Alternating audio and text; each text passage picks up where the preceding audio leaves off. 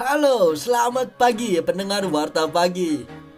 Saya Tegar Pangestu Joyo Bawono hadir untuk menyampaikan berita-berita terkini pagi ini. Bagaimana kabarnya nih teman-teman dari Warta Pagi?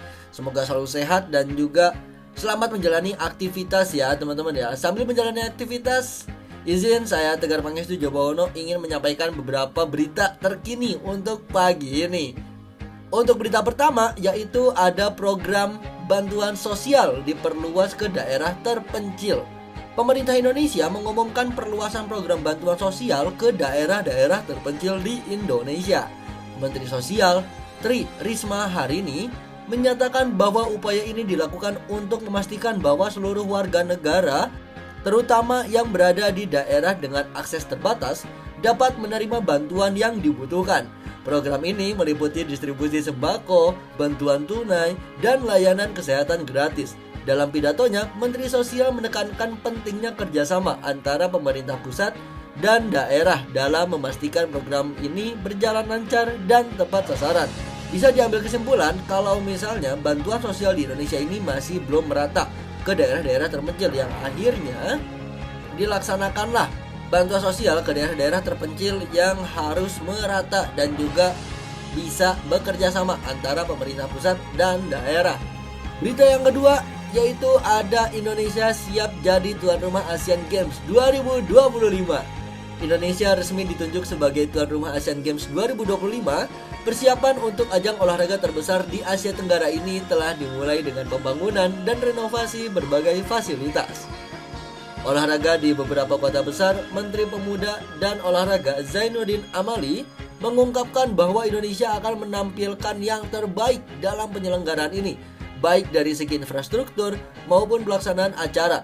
Asian Games 2025 diharapkan dapat menjadi momen penting dalam mempromosikan persahabatan dan kerjasama antar negara-negara ASEAN. Kalau bahasa gaulnya sih, ini bisa disebut jalin silaturahmi ya teman-teman. Oke, kita bisa lanjut lagi di berita yang ketiga yaitu teknologi 5G siap diimplementasikan secara nasional.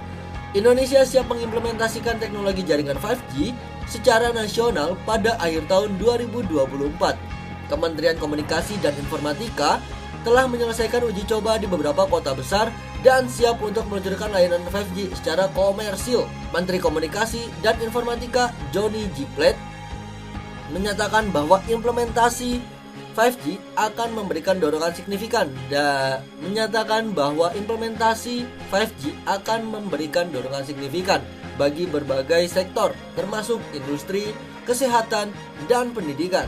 Teknologi ini diharapkan dapat meningkatkan konektivitas dan mempercepat transformasi digital ke seluruh Indonesia. Ini bisa banget nih ngebantu untuk teman-teman yang menjalani bisnis antar negara ya.